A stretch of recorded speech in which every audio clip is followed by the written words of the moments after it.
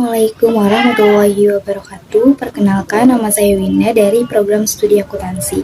Pada video kali ini saya akan menjelaskan tentang salah satu metodologi dalam pengambilan keputusan dan pemecahan masalah. Metodologi yang saya ambil adalah design thinking. Sebelumnya, saya akan menjelaskan dulu apa itu design thinking. Design thinking merupakan metode atau pendekatan yang digunakan untuk pemecahan masalah secara praktis dan kreatif, dengan fokus utama pada user atau pengguna. Jadi, dalam pemecahan masalah, tim akan berusaha memahami apa kebutuhan user dan menghasilkan solusi paling efektif untuk memenuhi kebutuhan tersebut. Design thinking ini penting untuk dilakukan karena keputusan dibuat berdasarkan apa yang benar-benar diinginkan oleh pelanggan, bukan hanya dari data historis maupun asumsi.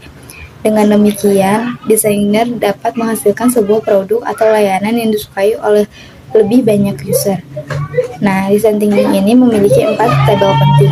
Yang pertama yaitu people-centered. Kembali ditekankan bahwa metode design thinking adalah tindakan yang berpusat pada hal yang dibutuhkan dan diinginkan pengguna.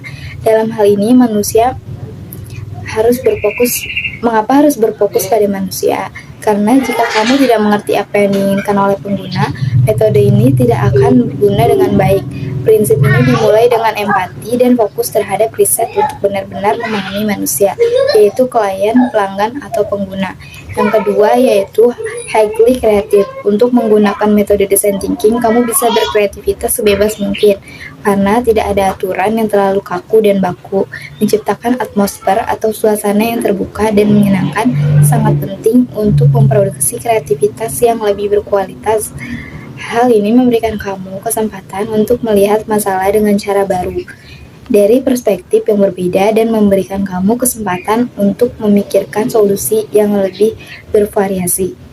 Yang ketiga yaitu hands-on.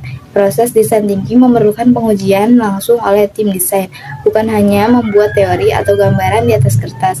Pembuatan prototipe ini dapat dijadikan sebagai metode komunikasi untuk mengetes data yang telah dibuat. Meskipun ini hanya produk sampel atau ide yang digambar di atas kertas, membuat sebuah produk yang bisa dilihat dan diraba secara nyata dapat menjadi representasi dari solusi yang ingin kamu ciptakan, yang akan memberikan feedback secara langsung. Yang keempat yaitu iteratif. Proses design thinking adalah proses yang memiliki tahapan yang berulang-ulang untuk melakukan improvisasi agar menghasilkan produk atau aplikasi yang baik sesuai yang dibutuhkan oleh pengguna, sehingga kamu mudah mendapatkan solusi atau produk dari ide awal kamu. Penting untuk terus menantang diri dan menyusun kembali masalah kamu. Lakukan tes, selalu tes lagi, dan terus tes berulang-ulang. Mendapatkan feedback dari tahap tes awal akan membantu kamu untuk lebih yakin bahwa kamu memberikan solusi yang disukai dan dibutuhkan oleh user. Selanjutnya yaitu 5 tahap dalam design thinking. Dalam design thinking terdapat 5 tahapan yang harus diikuti. Mari kita lihat lebih dalam lagi ke 5 tahapan tersebut. Yang pertama, empatis. Tahapan pertama adalah empatis atau empati dengan pengguna. Artinya pada tahapan ini Anda harus mengenal dan memahami keinginan, kebutuhan, serta apa tujuan user ketika menggunakan sebuah produk atau layanan. Selama fase ini, Anda harus bisa mengesampingkan asumsi untuk mengumpulkan insight sebanyak mungkin tentang user mereka. Ketika mengembangkan sebuah produk, seorang desainer perlu membangun empati dengan penggunanya agar bisa mengambil tindakan yang tepat. Sebagai contoh, ketika membuat sebuah website, desainer harus tahu desain seperti apa yang justru membuat user merasa kebingungan, navigasi seperti apa yang memudahkan pengguna, dan lain-lain. Dengan informasi-informasi tersebut, desainer dapat merancang sebuah website sesuai dengan apa yang diinginkan oleh user. Tahap kedua adalah define, yaitu mendefinisikan masalah. Pada tahap define ini, Anda akan mengumpulkan semua informasi yang sudah diperoleh dari tahap sebelumnya, kemudian melakukan pengamatan untuk mengetahui apa kebutuhan user. Perlu diketahui bahwa ketika mendefinisikan sebuah masalah, Anda harus tetap fokus pada user, bukan kepada business goal. Ideat. Tahap ketiga dari design thinking disebut ideat. Setelah memahami apa masalah pengguna dan menganalisis informasi-informasi tersebut, sekarang saatnya Anda menghasilkan ide-ide solutif yang dapat digunakan untuk mengatasi berbagai masalah yang sudah didefinisikan sebelumnya. Tahapan ini juga perlu dilakukan untuk menghasilkan sebanyak mungkin sudut pandang serta ide-ide baru. Banyak jenis teknik ideasi yang mungkin digunakan oleh para desainer, beberapa di antaranya seperti mind mapping sampai body storming. Dari banyaknya ide yang dikumpulkan, pada akhir tahap ini Anda perlu mengevaluasi masing-masing ide tersebut untuk menemukan gagasan terbaik. Prototype. Tahap keempat dalam design thinking adalah membuat prototype. Secara garis besar, prototype merupakan produk yang Anda kembangkan dengan versi yang diperkecil, atau juga bisa dikatakan sebagai versi simulasi atau sampel.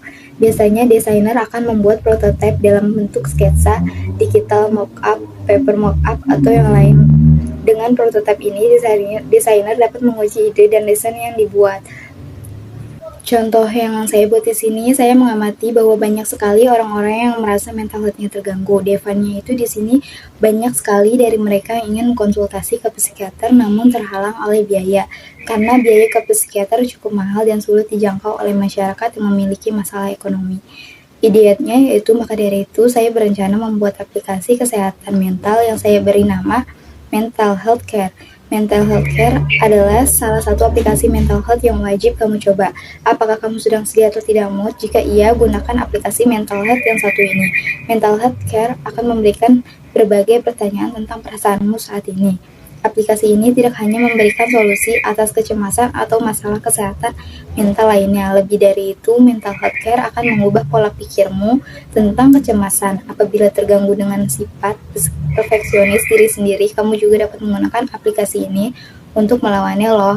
Adanya aplikasi kesehatan mental pada ponsel dapat membantu mengubah perilaku emosional pada penderita jika sering digunakan.